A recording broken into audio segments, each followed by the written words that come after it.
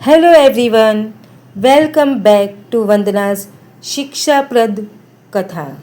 आज हम सुनेंगे एक और नई कहानी जिससे हमें जीवन के मूल्य और जीवन जीने की सही राह दिखाती है। तो यह कहानी एक गरीब महिला, उसके बेटे और एक बूढ़े आदमी की है जो हर रोज़ एक बेंच पर बैठकर स्कूल से लौटते बच्चों को देखा करता था। कहानी में प्यार, त्याग और मानवता की झलक है। छोटे से कस्बे में रहने वाली सरिता नाम की महिला अपने 10 साल के बेटे राजू के साथ गुजर बसर करती थी। पति की मृत्यु के बाद उसने घरों में झाड़ू पोछा करके राजू को पढ़ाने की ठानी थी। उसका सपना था कि राजू बड़ा होकर अफसर बने ताकि वो गरीबी के इस चक्रव्यूह से निकल सके। सरिता हर सुबह 5 बजे उठती, राजू को तैयार करके स्कूल भेजती, फिर 4-5 घरों में काम करने निकल जाती। राजू का स्कूल रास्ते में पड़ने वाले एक पुराने पार्क के पास था। उस पार्क में एक बेंच पर हर दिन एक बूढ़ा आदमी बैठा करता था। झुकी कमर, हाथ में लाठी, आंखों में इंतज़ार। हर दोपहर राजू स्कूल से लौटते समय उस बूढ़े आदमी को नमस्ते करता और वो आदमी मुस्कुराकर आशीर्वाद देता। कुछ दिन बाद राजू ने माँ से पूछा, माँ, वो दादाजी रोज उस बेंच पर क्यों बैठते हैं? सरिता ने थकी मुस्कान के साथ कहा, शायद किसी अपने का इंतज़ार करते हैं बेटा। अगले दिन राजू ने अपने टिफ़िन में से आधा खाना बचा लिया। जब स्कूल से वापस आया तो उस बूढ़े आदमी को देखकर बोला, दादाजी ये खा लो, मम्मी ने बनाया है। बूढ़े आदमी की आंखें नम हो गई। उसने कांपते हाथों से रोटी का टुकड़ा उठाया और राजू से बस एक बात कही, बेटा तुझे भगवान खूब खुश रखे। अब ये रोज का सिलसिला बन गया।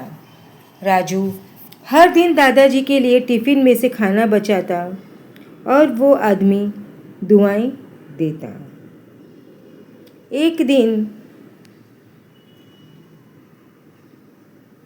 राजू घर आया तो उदास था। सरिता ने पूछा, क्या हुआ?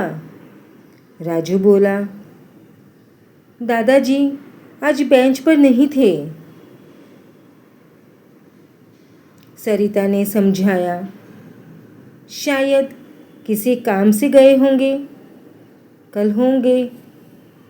लेकिन अगले दिन भी वो बेंच खाली थी। फिर पूरा हफ्ता गुजर गया। राजू की बेचैनी बढ़ती जा रही थी। फिर एक दिन राजू स्कूल से लौटा तो देखा कि पार्क के कोने में कुछ लोग जमा हैं। वह भागा भागा गया।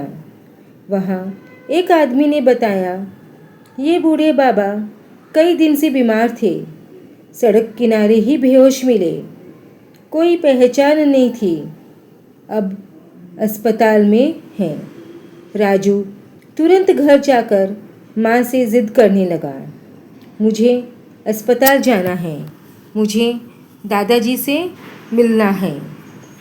सरिता पहले तो झिझकी, लेकिन बेटी की आंखों में सच्चा प्यार देखकर मान गई। अस्पताल पहुँचे।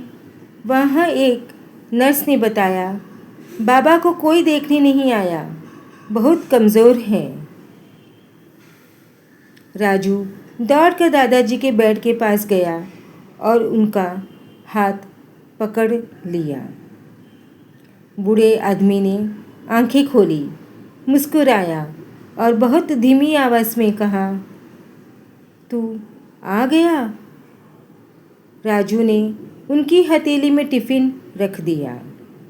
माँ ने आज तुम्हारे लिए खीर बनाई है। बूढ़े आदमी की आंखों से आंसू बहने लगे। 2 दिन बाद बूढ़े आदमी की मृत्यु हो गई, लेकिन मरने से पहले वो नर्स को कुछ देने को कहा था। वह एक कागज़ का टुकड़ा था और एक चिट्ठी। चिट्ठी में लिखा था, मैं अकेला हूँ, कोई नहीं है मेरा, लेकिन एक बच्चा है जिसने मुझे हर रोज़ जीने की वजह दी। मेरे बैंक खाते में जो थोड़े पैसे हैं वो सरिता और राजू को दे देना। शायद वो लड़का अफसर बन जाए और उसकी माँ को कभी फिर झाड़ू न उठानी पड़े। सरिता की आंखों में आंसू बहने लगे जब उसने वो चिट्ठी पढ़ी।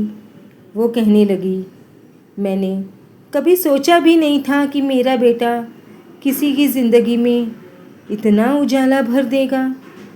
अब राजू और उसकी माँ ने वो पैसे संभाल कर रखे और हर साल उस बेंच के पास बैठकर बूढ़े दादाजी को याद करते हैं, जिन्होंने सिखाया कि इंसानियत का रिश्ता खून से नहीं, दिल से होता है। पैसे से बड़ा रिश्ता इंसानियत का होता है। कभी किसी अजनबी के लिए किया गया एक छोटा सा काम उनकी पूरी दुनिया बदल सकता है।